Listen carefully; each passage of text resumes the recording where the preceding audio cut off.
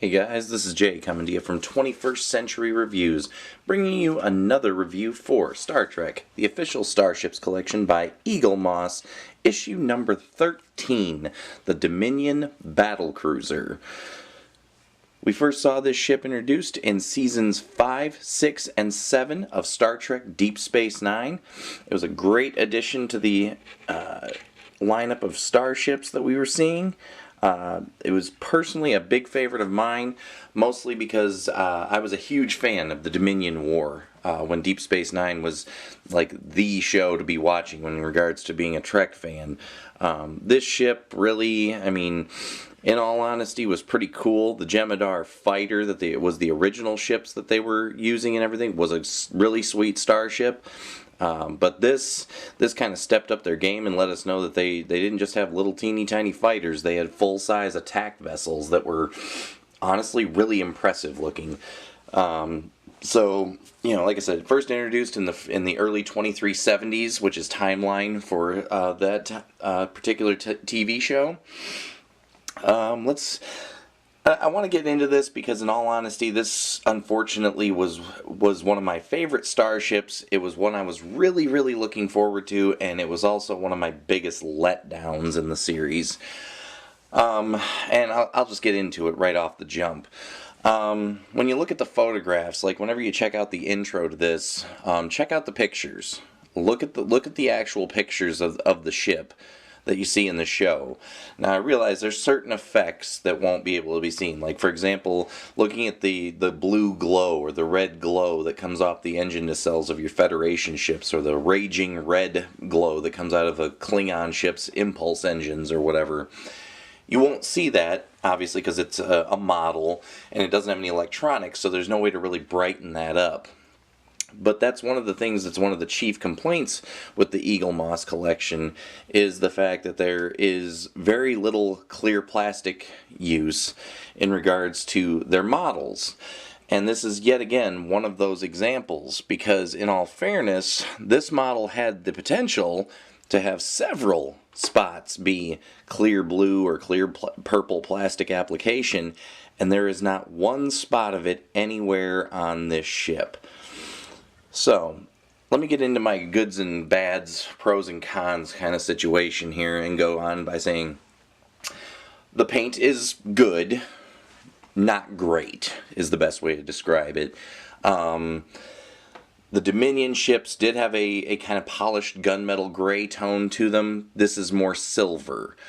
Again, I think maybe they might have done that simply to kind of make it pop a little bit more because of the lack of shiny features, such as like I said, the glimmering purple fluorescence coming off of the warp engines and everything. Maybe that's why. I'm not 100% sure why, but it leads directly to my second gripe, which is the lack of clear plastic application to certain areas that should have it.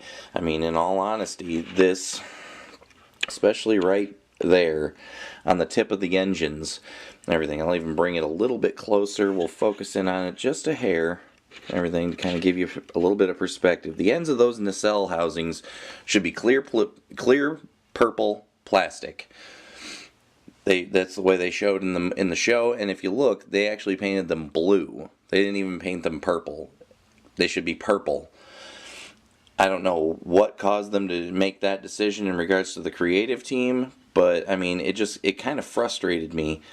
Then it brings me to one of my other big gripes. Let's turn it slightly so you can see what the one side looks like. See that full flushed engine right there, and then you get a look at the other side. Notice a problem? The end of the engine was chipped. Sadly, I didn't notice this until far later when I really started analyzing these things. Because, to be honest, about the first 20 issues, I just started taking them out of the box, put them on their stands, put them up on the shelf, and I pretty much ignored them. But this one, sadly, it's like that. And the other sad part is I'm not going to show it on video because I'm not trying to dog out Eagle Moss or anything. But to be fair, if you literally just tap on these engines, they fall off. There's like zero glue application to them. I intend to super glue them at some point, but you know, to be honest, it's kind of pathetic that I even have to do that, considering this is a $20 model for how big it is. Now, here's another wonderful little gripe. The little stand there. It's one of the least secured stands that they offer in this entire series. It completely doesn't balance it. When you put it up on the stand, you have to make sure and keep it balanced, because if you don't, all it takes is one thump and this thing falls right off the stand.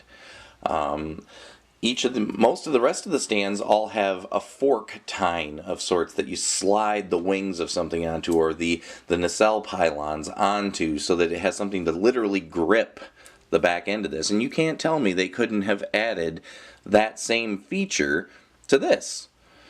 I mean, to be fair, there's other ones where it's got little teeny tiny tines and they kind of lock onto the back of the secondary hull of other ships, kind of like the Akira class in the last model review.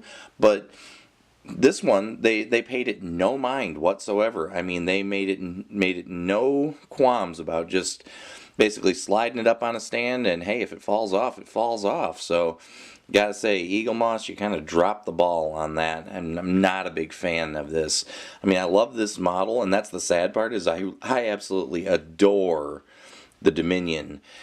And as a fan of Deep Space Nine, I was really looking forward to this model, but I have to say, at least when I got my Jem'hadar fighter, I was much happier with my Jem'hadar fighter than I was with this. It's not a perfect model, but I'm sure that the grade that the Jem'hadar fighter is going to get is way better than the grade that this one's going to get. And that's because it's sloppy. It's just sloppy. You know, like I said, there's no detail to it. There's a little bit of Aztecing to the surface and everything on the top.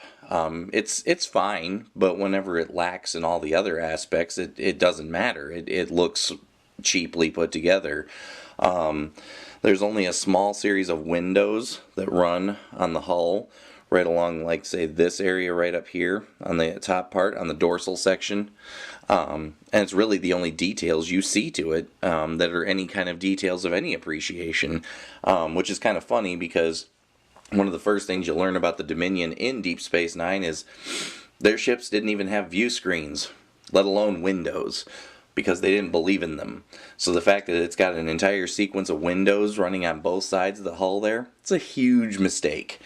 And as a fan, I can't really, I mean, I'm not like freaking out or fanboying about it, but it's just like one of those things where you kind of like, way to drop the ball there, guys.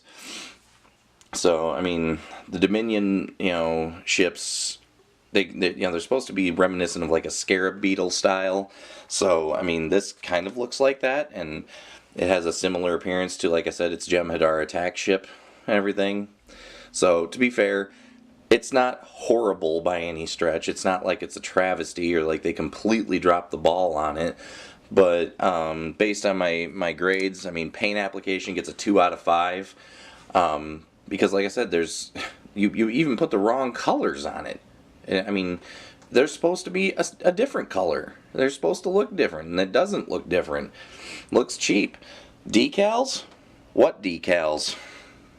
I mean, not even one Dominion emblem on this thing. I mean, I don't know, in all fairness, I don't know if there was any on there, but seriously, I would tend to think if the Dominion wanted you to know who they are, you'd know who they are based on the hull markings on their ships. So, not looking for a, USS Jem'hadar battleship here. No, I'm looking for just some kind of a Dominion emblem of some sort on there, and there is none. And then the Aztecing, at least it gets like a 3 out of 5 on Aztecing, simply because at least the Aztecing is done on it. So, but without further ado, we're just going to grade the Dominion or Jem'hadar battle cruiser. We're going to give it 2 out of 5. So, thank you very much for watching. I do appreciate the likes and subscribes. Again, keep the commentary going. I am very interested in what everybody has to say. So we're really looking forward to improving on some of the other stuff on the website a little bit and everything. So again, feel free to give me comments, subscriptions, likes, even give me criticism. I like criticism. It kind of helps.